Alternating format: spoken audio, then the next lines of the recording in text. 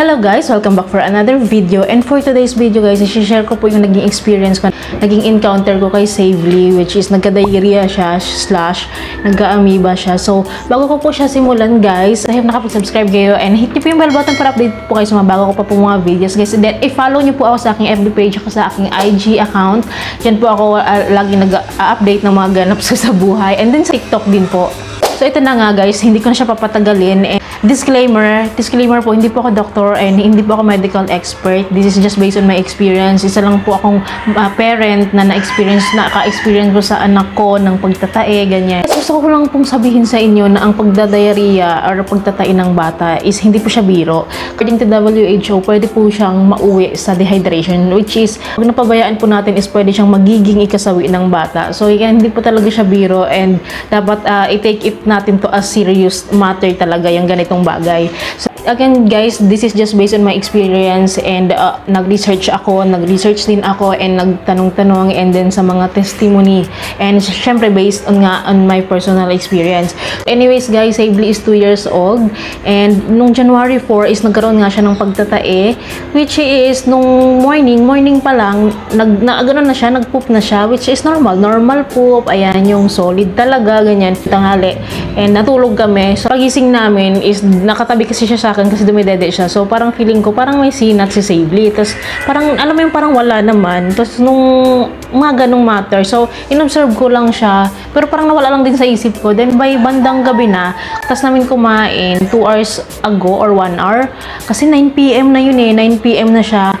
Tumahay siya. Sabi niya, Mami, tayo Savely. Tapos tinignan ko. Sabi niya, tumahay nga siya. Pero may, alam mo yun, may laman-laman naman. Pero medyo basa na siya. After 15 to 20 minutes or 30 minutes, nag-poop ulit siya ng medyo basa. Alam mo yung parang phlegm, parang may phlegm na halo. Liquid siya, liquid. Then, pag ganun ko sa tissue, may nakita akong dugo dun sa niya. Yan, may nakita ako kasi medyo liquid na siya doon. Parang humahalo na, parang plema. Ganyan, sabi ko, parang dugo siya kasi red eh. Siyempre, alam ko na dugo yun eh. Iba naman kasi talaga ang hindi dugo, di ba? So, sa mga aware din dito, kapag yung poop kasi na may blood, may kasamang dugo, is candidate siya sa amoebiasis. So, yung amoebiasis po, na-assess lang yun kapag dialysis na tinatawag. Yun yung process ha, yun yung sa lab. Pag may dugo talaga, may something, may infection. So, yun, parang kinonsider ko na parang amoeba to. Hindi mag-alala talaga ako. Sobrang, syempre, normal lang yun, mag-alala kasi unang-una, gabi yun. Gabi siya nag-occur, then 9 PM, walang pedya, walang clinic. Sarado na rin yung mga butika dito na mas malapit sa amin. Pabili ako kay Larry ng saging at Pocari Sweat kasi naalala ko yung recently lang, yung pamangkin ko na isa, ganito yung case niya, na-encounter niya na doon ng ilang beses. Consult niya din sa doctor, then ganito yung process. So, naalala ko na ganun yung pinatake. As first aid lang ha, recommended talaga dapat is Pedialyte, Babalite, tsaka yung Hydrate. Yun yung mga parang baga sa ating matatanda, yun yung mga Gatorade nila. Baga yan yung mga pangpalit sa mga electrolytes na nawawala. Kasi automatic yan, pag ikaw ay nagtatae, possible magkakaroon kang dehydration. Si Savely kasi ayaw niya yung lasa. Nakilang beses ko na siyang yan dati. Before pa. Ayan, ayaw niya yung lasa na yan. Kasi alam niya yung pinaghalong asukal tsaka asin, ganun yung lasa niya. Kasi na-try ko yun eh. Sabi nga ng hipag ko, pwede yung Pocari kasi nga, naranasan nga ng anak niya. Araw lang pagitan, nagtatae din kasi yun. Baga nagkaroon din siya ng diarrhea na ganun din. So sabi ko, tinawagan ko ngayon yung hipag ko. Sabi ko, baka may gamot ka pa dyan na kasi bago lang talaga eh, days lang yung pagitan. Baka may gamot ka pa dyan kasi wala na akong mabilhan ngayon, anong oras na. Bukas ipapacheck up ko to kung ganito pa rin siya, ganyan. Then, gladly meron. So, bili na lang ako or check up ko na lang siya kasi nga, gabi yun eh. Then, pagka ganun talaga, sick talaga yan ng doctor pagka ganun. Kasi guys, napansin ko kasi, di ba sabi ko sa inyo may sinat siya. Then, napansin ko nga kasi na, parang sabi ko parang may sinat ka nga talaga. Then, ko siya, binadi temperature ko siya, which is 37.2. So, hindi na nga, normal pa naman siya, pero alam mo yung paakyat na yun to sinat. Sabi ko, pero hindi ko siya pinatake ng paracetamol pa kasi sinat pa naman siya and observe ko pa talaga muna. Then, after 30 minutes ulit, nag-poop ulit siya ng basa. Sabi ko, parang, eto na nga talaga, sabi ko. Doon nga sa hiningi kong gamot, which is, wait lang, kukunin ko siya guys ha. So, ito siya guys, ayan. Metronidazole ang pangalan niya. So ito ay generic brand lang and 45 pesos lang daw to nabili ng hipag ko. Take ko siya, ang sabi sa akin ng hipag ko is yung reseta sa kanya. Kasi same age lang sila noon nung time na nagka-amoebiasis si pamangkin ko na yon. Then 5 ml daw, then 3 times a day. Then dapat iti-take mo lang siya 2 to 3 days. Kailangan tuloy-tuloy kahit wala na siyang hindi na siya nagtatay, iti-take pa rin to. So guys, nakalagay dito treatment for amoebiasis to, treatment for giardiasis, treatment for trichomoniasis, yan for anaerobic bacterial infection. Yun lang po yung mga pwede sa kanya, guys. Ako kasi tinreat ko na siya as amoebiasis dahil nga may dugo doon sa poop niya. And yun, basa siya and ganun na ang treatment ko. Kaya tinry ko, sabi ko, pag ito ngayong kasi gabi ko na siya pinatake bago siya matulog nag-take siya, then nagbanana na siya, then nagpukari na siya. Nung tinake niya yon, then natulog na kami, hindi na siya nag-poop, hindi na siya, di ba ganun pag mag-irritate ka, magigising ka, tapos magpupoop ka. Tapos chinecheck ko talaga yung diaper niya kung may poop ba o ganyan-ganyan. Wala. So hanggang sa nagising kami ng umaga, walang poop. Then 10 a.m., wala pa din. Tapos sabi ko, para 12 hours na siyang hindi nag-poop. Thankful ako dito kasi nag-work siya. Ibig sabihin, amoebiasis ngayon kasi nga, for amoeba to eh. Tuloy-tuloy pa rin yung pinatake ko sa kanya kasi dapat makablito mo yung 2 to 3 days eh. Ganun kasi ang nakalagay dito.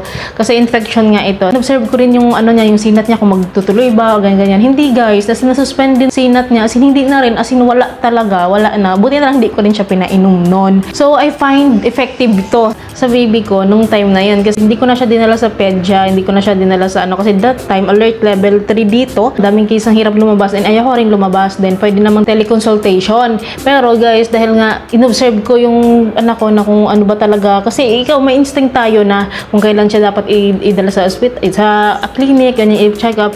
Inobserve ko, as in, hindi na, nag-poop siya, pero solid na ulit. Then, hindi na yung sobrang, yung once a day na lang din. As in, talagang gumaling siya dito. Kasi sabi nila, guys, dapat daw yun matamlay, nagsusuka, masakit tiyan. Kasi alam ko ba't masakit yung tiyan ni Safely. Kasi magsasabi yan, mami, ouchie dito. Tsaka hindi siya komportable. Wala, masigla siya, malikot. Although, yun lang, nagtatay lang talaga siya. Pero okay siya, wala siyang kahit anong pananamlay or kung ano-anong panunuyo ng labi or mga ganun-ganun. Wala eh. Parang acute lang na pero buti na guys, naagapan ko and tuloy-tuloy pa rin yung ko sa kanya ng electrolytes, then banana talaga, then pinapakain ko siya ng mga solid para talagang mag-solid yung niya, yung poop niya. Yan kung bakit siya nagkaganon. Siguro guys, ang assessment ko doon, kasi nasa stage si Safely na pag naglalaro siya, sinusubo niya si bibig niya, hindi siya magsubo-subo. Or pwede rin guys, kasi may food allergy si Safely. Baka may nakain siyang nagka-allergy siya, kasi may allergy siya eh. Then pwede rin may food which is contaminated. Pwede rin yun. Hindi natin masabi kasi. Or di kaya guys, dahil sa gatas, di alam pero importante sa akin ngayon, okay na siya. Kasi nga guys, January 4 pa yun. Ngayon ko lang siya guys, sinare talaga para gusto ko talagang ma-complete muna yung information ko and yung research ko, then yung experience ko kung talagang okay na siya and ganyan. Kasi ayoko talagang magsabi nang hindi ko siya na-experience na okay siya kung talagang okay to. Guys, anyways, itong metronidazole pala ito guys, hindi siya advisable sa mga nagkaka-diarrhea lang ha. Kasi iba tong amoebiasis, iba ang treatment ng amoebiasis sa nagkaka-diarrhea lang. According to my research, kahit ipalaklak mo sa kanya tong isang bote na to, kung hindi cause ng pagtataing is amoebiasis, hindi po gagaling yun. Pang-amoeba po ito. Ayan, pang-amoeba po ito. Anyways guys, isi-share ko na din po sa inyo yung naging experience ko ng 1-year-old pa si Safely. Nagkaroon din kasi yan siya ng diarrhea. Almost magka-dehydrate na rin siya nun.